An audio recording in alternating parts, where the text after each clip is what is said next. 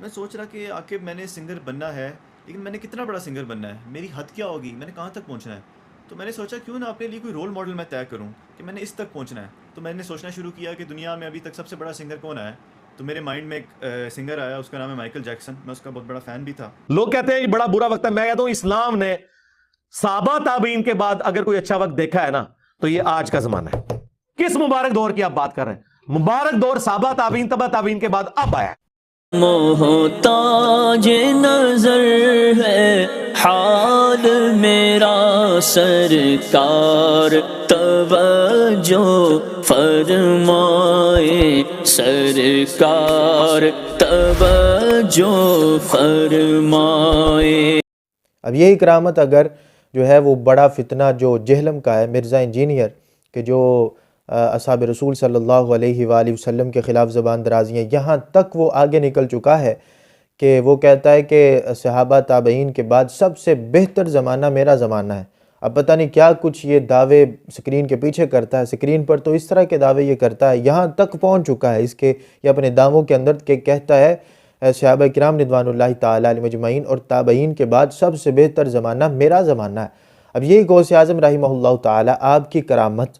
اگر اس کے سامنے بیان کی جائے، اور بیان کی گئی کہ اس کا کلپ ہمارے جو ہے وہ ایک نظر سے گزرا کہ جس کے اندر یہ جو تھا وہ ٹھٹھا کر رہا تھا، مذاق بنا رہا تھا، کس چیز پر کہہ رہا، دیکھو جی سیدنا غوث اعظم رحمہ اللہ تعالیٰ کے بارے میں انہوں نے بنایا ہوا ہے کہ جو علماء اس کو باقاعدہ بیان کرتے ہیں کہ آپ کی محفل کے اندر یہ روحانیت ہوتی تھی اور اللہ رب العزت نے آپ کی زبان پر ایسی تاثیر رکھی تھی رسول اکرم صلی اللہ علیہ وآلہ وسلم کے وسیلے سے کہ آپ جب بیان کیا کرتے تھے تو اتنی چاشنی ہوتی تھی اور اتنی تاثیر ہوتی تھی کہ لوگ جو تھے بڑے بڑے علماء وہاں پر شامل ہوتے تھے آپ کی مجلس کے اندر، تو لوگ جو تھے وہ وہاں پر بے ہوش ہو جایا کرتے تھے، یہاں تک کہ وجد کے اندر آتے تھے، وجد کے اندر آ کے کوئی اپنے کپڑے جو ہے ان کو پھاڑ لیتا تھا، اور اسی طرح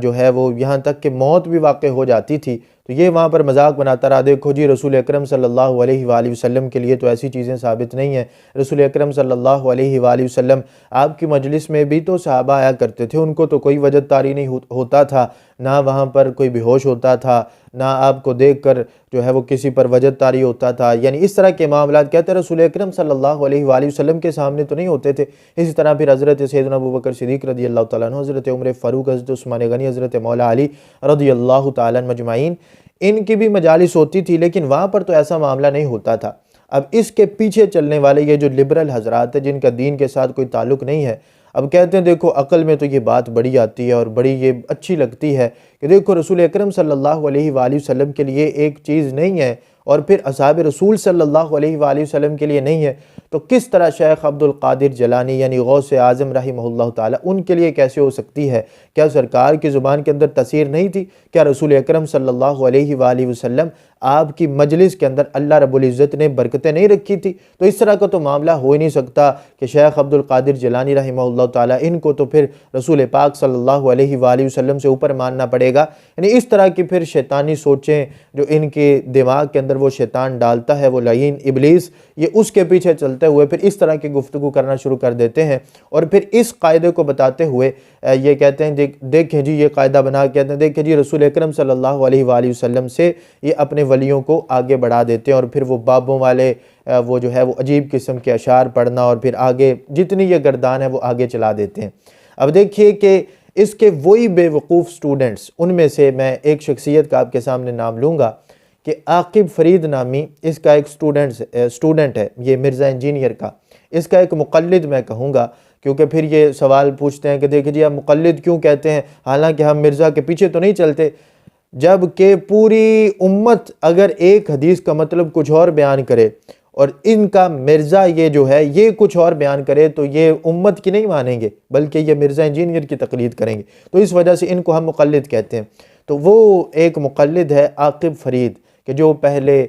سنگر بننے کے لیے نکلا تھا اور پھر انہوں نے اپنے واقعات بیان کیے، تو ان کا بھی ایک کلپ ہمارے سامنے سے گزرا کہ جس کے اندر وہ اپنی لائف جو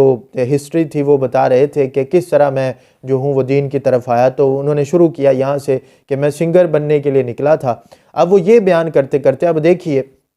کہ سیدنا غوث اعظم رحمہ اللہ تعالی جو کہ بالیقین اللہ تبارک و تعالیٰ کے ولی ہیں، اور آئمہ محدثین سے یہ چیزیں ثابت ہیں کہ جن سے یہ حدیث لے کے آتا ہے دیکھو فلاں حدیث صحیح ہے۔ اب وہ جب غوث اعظم رحمہ اللہ تعالیٰ کے بارے میں اس طرح کی چیزیں بیان کرتے ہیں، یتکلم علی الخواطر، کہ دلوں کے جو ہے وہ دلوں کی باتوں کو جان کے پھر کلام کرنا، یعنی کوئی بتاتا نہیں تھا، آپ دلوں کی باتوں کو جان لیتے تھے۔ امام ذہبی رحمہ اللہ تعالیٰ نے تذکرہ کیا، تو اس جیسے لوگ، یہ مرزا جیسے اور اس کے اسٹوڈنٹس جیسے لوگ پھر آگے مذاق بناتے ہیں، دیکھو سرکار کا اس طرح کا تو معاملہ نہیں تھا رسول اکرم صلی اللہ علیہ وآلہ وسلم کا۔ اب وہی چیز یہ عاقب فرید جو اس کا مقلد ہے، انہوں نے جب اپنی وہ لائف ہسٹری بتایا اور وہ سٹوری بتا رہے تھے، تو انہوں نے یہ کہا کہ میں مائیکل جیکسن کا بہت بڑا فین تھا، اور میرا گول یہ تھا، اور میری جو پرسنالٹی میرے سامنے تھی، رول ماڈل، وہ مائیکل جیکسن تھا، جو ایک بہت بڑا سنگر تھا اور ایک بہت بڑا ڈانسر تھا۔ تو میں اس کے جیسا بننا چاہتا تھا کہ میں سنگنگ کے اندر اس کے مقام تک جاؤں۔ تو جب یہ بات وہ کر رہے تھے تو اپنی بات کرتے کرتے انہوں نے وہاں پر ایک جملہ بولا، انہوں نے کہا اب اس حقیقت سے کوئی منہ نہیں پھیر سکتا۔ اب دیکھیے کہ کس چیز کو یہ تسلیم کر رہے ہیں اور کس چیز سے یہ انکار کر رہے ہیں۔ اب انہوں نے وہاں پر ایک جملہ بولا، وہ کہنے لگے کہ مائیکل جیکسن وہ اتنا اس کو فیم مل چکا تھا اور اتنی بڑی اس کی شخصیت تھی کہ جب وہ یہ ڈانس کرنے یا سنگنگ کے لیے آتا تھا تو اس کے جو فین تھے اس کو دیکھ کر بے ہوش ہو جایا کرتے تھے، اور اس کے جو کانسرٹس ہوتے تھے، وہ جہاں پر اس کا کانسرٹ ہوتا تھا تو باہر جو ہے وہ ایمبولینسز کھڑی ہوتی تھی، کیونکہ اس کے جو فین تھے وہ اس کو دیکھ کے بے ہوش ہو جایا کرتے تھے۔ میں سوچ رہا کہ عاقب میں نے سنگر بننا ہے، لیکن میں نے کتنا بڑا سنگر بننا ہے، میری حد کیا ہوگی، میں نے کہاں تک پہنچنا ہے۔ تو میں نے سوچا کیوں نہ اپنے لیے کوئی رول ماڈل میں طے کروں کہ میں نے اس تک پہنچنا ہے۔ تو میں نے سوچنا شروع کیا کہ دنیا میں ابھی تک سب سے بڑا سنگر کون ہے، تو میرے مائنڈ میں ایک سنگر آیا، اس کا نام ہے مائیکل جیکسن۔ میں اس کا بہت بڑا فین بھی تھا۔ تو جتنا فیمس وہ ابھی تک انٹرٹینر رہ چکا ہے، آج تک دنیا میں اس سے زیادہ فیمس انٹرٹینر نہیں آیا تھا، اور اس کے بارے میں نے ریسرچ کی بھی تھی۔ تو وہ اتنا فیمس تھا کہ جب اس کا کانسرٹ ہوتا تھا تو کانسرٹ ہال کے باہر ایمبولینس کی لائن ہوتی تھی، کیونکہ اس کے فینز اس کو دیکھ کے بے ہوش ہو جاتے تھے، اور بھی بہت زیادہ اس کی وی آئی پی لائف تھی۔ تو میں نے سوچا کہ میں یہاں تک پہنچتا ہوں۔ اب یہی بات شیخ عبد القادر جیلانی رحمہ اللہ تعالی، یعنی وہاں پر اس کا ڈانس دیکھ کر، اس کی سنگنگ یا اس طرح کے معاملات دیکھ کر اس کے جو فین ہیں ان پر اس طرح کی حالت طاری ہو جائے کہ وہ بے ہوش ہو جائیں، یا وہاں سے میت اٹھے اور باہر ایمبولینسز کھڑی ہوئی ہوں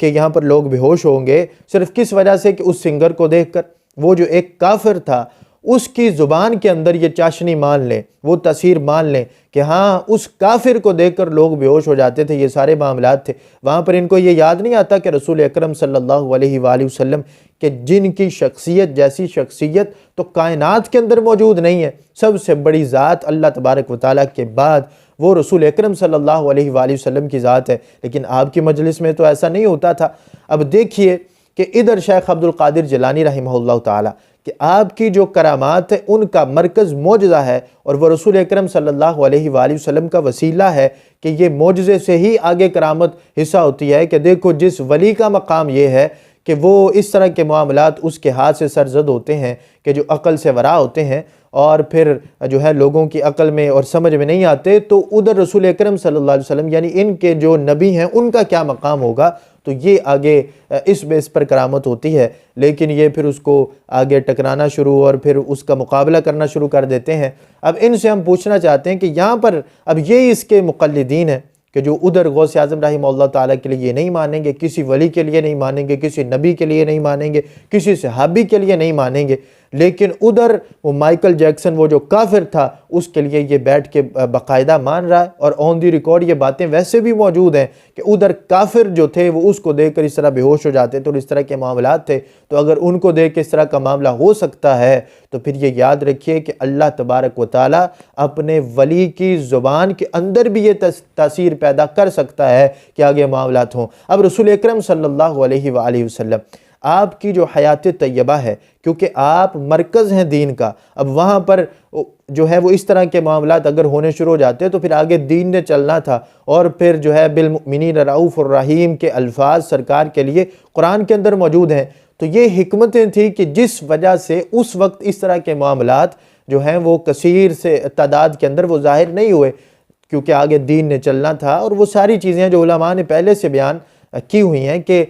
یہ فتاوی حدیثیہ کے اندر بھی ابن حجر حیتمی مکی شافعی رحمہ اللہ تعالیٰ سے جب سوال پوچھا گیا کہ صحابہ کے بعد کرامات کیوں ہیں، پہلے اتنی کرامات نہیں ہیں لیکن بعد میں کرامات کا تذکرہ زیادہ ہے، تو پھر انہوں نے اس کا جو ہے وہ تفصیلاً وہاں پر جواب دیا۔ تو یہ کہنے کا میرا مقصد یہ ہے کہ علماء نے اس کی تفصیل بیان کی ہوئی ہے۔ اب دیکھیے یہی مقلدین ہیں جو کسی ولی کے لیے نہیں مانتے، کسی نبی کے لیے نہیں مانتے، کسی صحابی کے لیے نہیں مانتے، لیکن ادھر کافر کے لیے اسی چیز کو یہ مان رہے ہیں۔ ہم ان سے صرف یہ کہنا چاہتے ہیں کہ آپ دیکھیں کہ آپ دین کس سے لے رہے ہیں۔ وہ صرف عقل کی بیس پہ آپ کو سمجھا رہا ہوتا ہے کہ دیکھیں عقل اس چیز کو تسلیم نہیں کرتی۔ اسی طرح حضرت سیدنا خالد بن ولید رضی اللہ تعالیٰ عنہ کے زہر والے واقعے کے اندر یہ جب پھنسا اور پھر یہ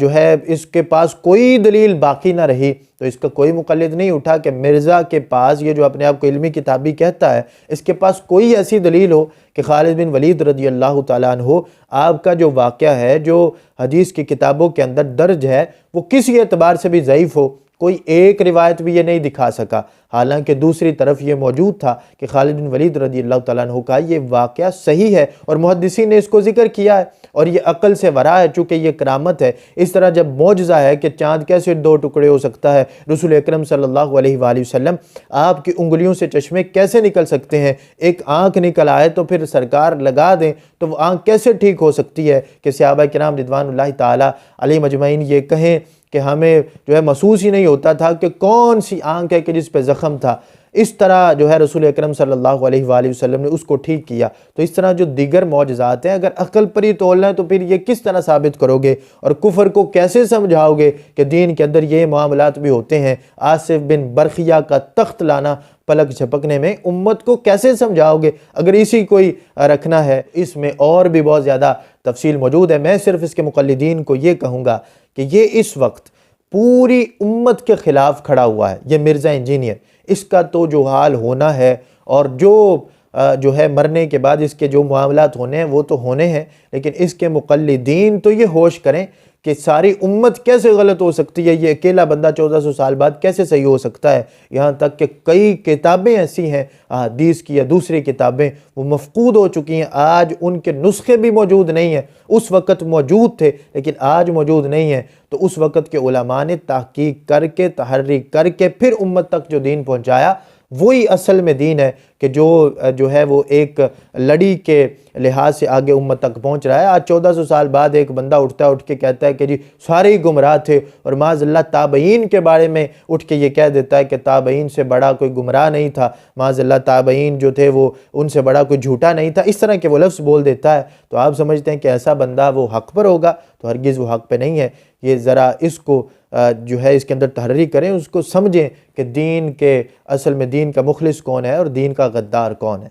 میں غنچہ ہوں جو کھل جائے نسیم حرم کعبہ سے، مجھے ایوان شاہی میں چٹک جانا نہیں آتا، گزر اوقات کر لیں گے کسی بھی پیڑ کے نیچے، مجھے گستاخ بنگلے میں پھٹک جانا نہیں آتا۔